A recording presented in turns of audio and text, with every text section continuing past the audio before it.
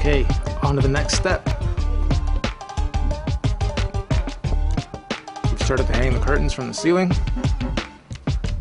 We're gonna probably get more so that we can cover more of the ceiling, and then probably get some of the soundproofing blocks up on there as well. So up next is this dreaded sound booth. We've cleaned it out. All that's left now is to just give it a good sweep, get it prepped, clean the walls a bit so that the adhesive sticks and the nails go in nicely.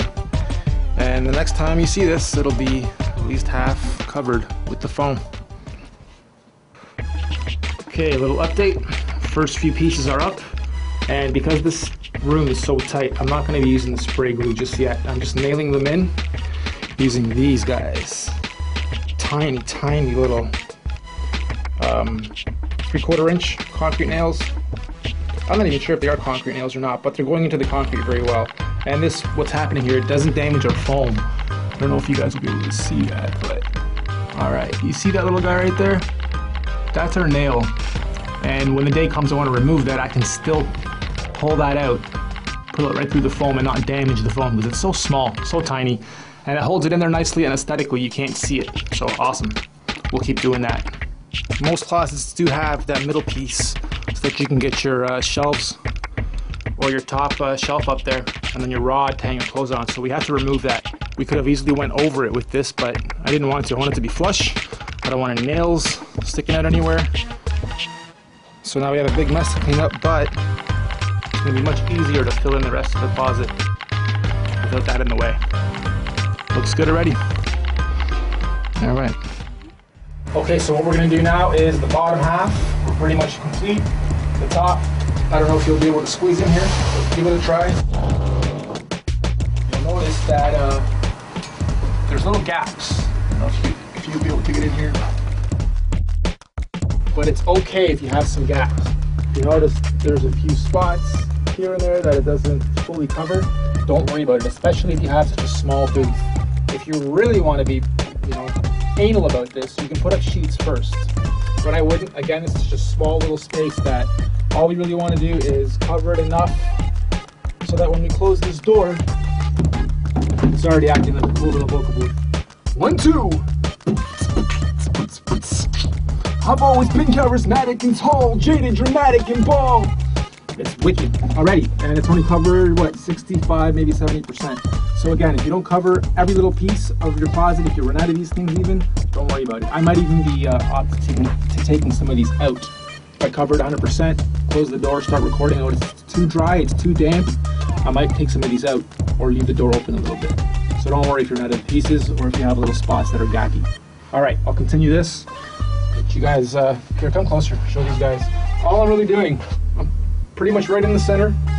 I'm pushing it through, so that it just goes through. Lining it up. This is a concrete wall, so it sticks nice and easily for me. Stretching it out a little bit so that I can get at the nail easily, and then just a couple, done. Do that all the way around, you don't even need the glue. I might want to go in here afterwards and get the glue, at least a little bit, because when artists turn here, they're going to be nudging up against this, and they can't fit in here perfectly, so some of these will probably come off sooner or later, so probably we'll glue them. But if we get them up there first, staple nails. Okay, we'll see you guys when this is all complete.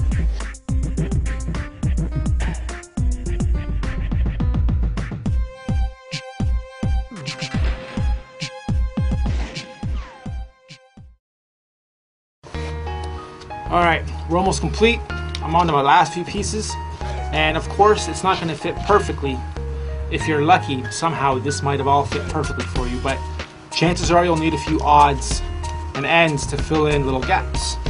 So just get a good quality pair of scissors, chop them up to whatever slices and dices you need, and fill in whatever little areas that need filling, and consider yourself done.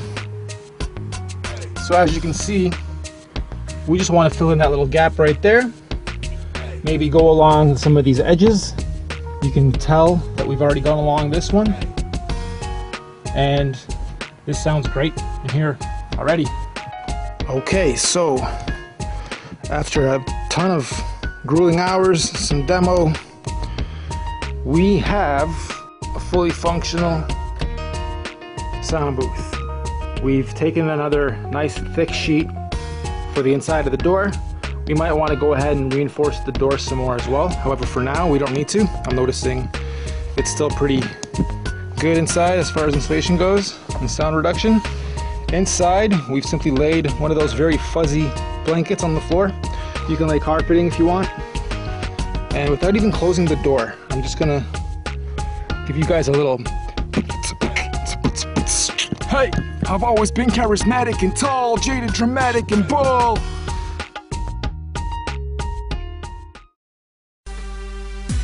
We've hung a mic. For now, it's just going over the light, but it will be hung from the ceiling. Then right about there, we're gonna have a shelf, maybe two, that'll come out and we can put a laptop on it, another microphone, or a screen coming out from our main board, and a mouse and a keyboard extension, so I can control Cubase and everything while I do the recording in here. Or if an artist is in here and they want to use the DAW while they record on their own and be in control, that's possible too. So wicked. This whole thing cost us under 500 bucks. The foam itself was about $3. This sheet was about 50 bucks. This blanket was about 30 or 40. The light was about 15 to 20. And that's about it. The nails, the spray glue was about another 20, 30.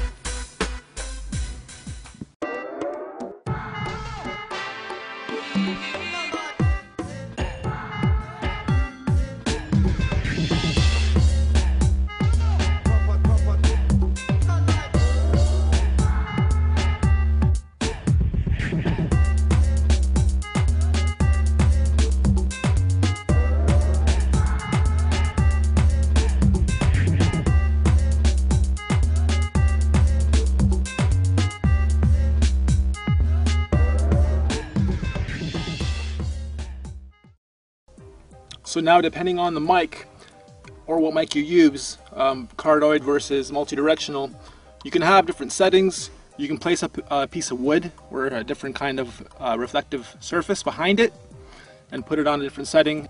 And you can treat the room itself differently by adding or removing elements from the room to make the room and the sound in here be a little bit more damp, a little bit more bassy, or a little bit more tight. Or again, have a reflector or two in here so that you can get that little bit of a kick and a bounce in the sound too. Hope you guys have enjoyed this. NC Media signing off. Keep making music, keep banging, keep making wicked tunes. Peace out.